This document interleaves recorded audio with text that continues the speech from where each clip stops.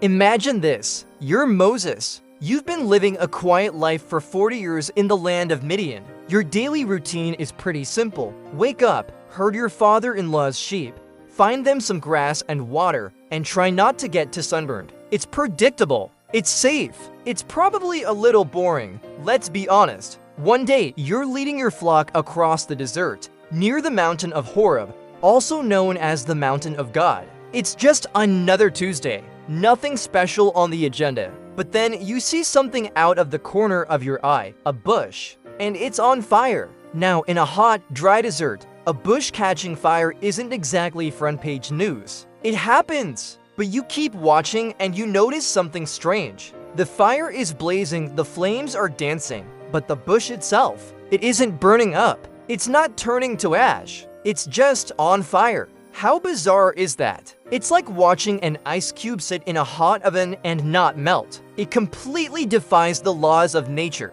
Naturally, your curiosity gets the better of you. Who wouldn't want a closer look? You think to yourself, I have got to see this. Why isn't this bush being consumed? So you start walking towards it, leaving your flock for a moment to investigate this crazy phenomenon. As you get closer, a voice booms out from the middle of the flames. It calls your name, Moses, Moses. Can you even imagine the shock? First, a fireproof bush, and now it's talking to you. You'd probably jump out of your skin, but Moses, startled as he must have been, manages to reply, "Here I am." The voice then says, "Do not come any closer. Take off your sandals, for the place where you are standing is holy ground." This is the moment it all clicks. This isn't just a random talking bush. This is God, the God of your ancestors, the God of Abraham, Isaac, and Jacob. You're standing on holy ground, in the direct presence of the Almighty.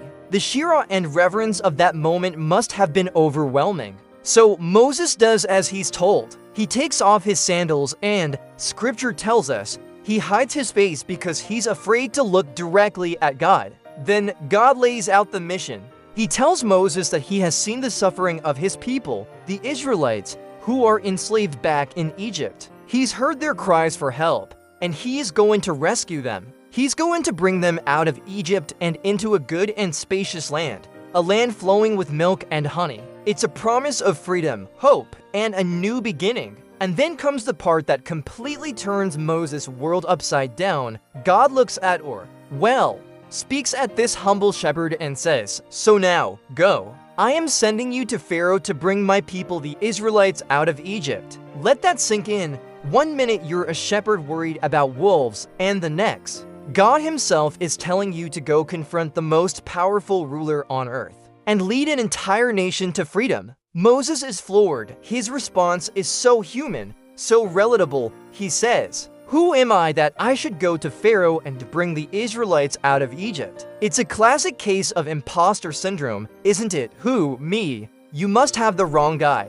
I'm just a shepherd. I'm a nobody. I've been in exile for 40 years. What makes you think I can do this? He's full of self-doubt. He feels completely inadequate and unqualified for such a monumental task. But God's reply is simple and powerful. "I will be with you." It's not about who Moses is. It's about who is with him.